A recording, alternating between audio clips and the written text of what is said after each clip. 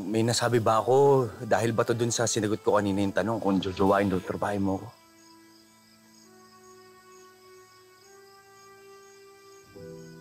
Mali ba yung sinabi ko?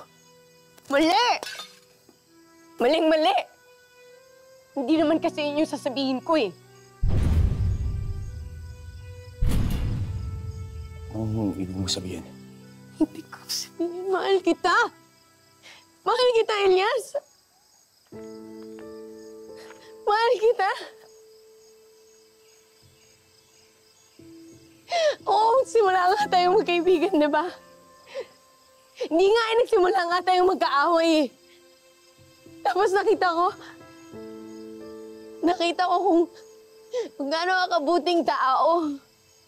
Nakita ko kung paano mahalin yung nanay mo. Pati yung mga kaibigan mo. Tapos sabi ko, siguro ang sarap nito maging kaibigan. Nakita ko lahat ng ginagawa mo para sa kanila. Sabi ko, sana sa akin din.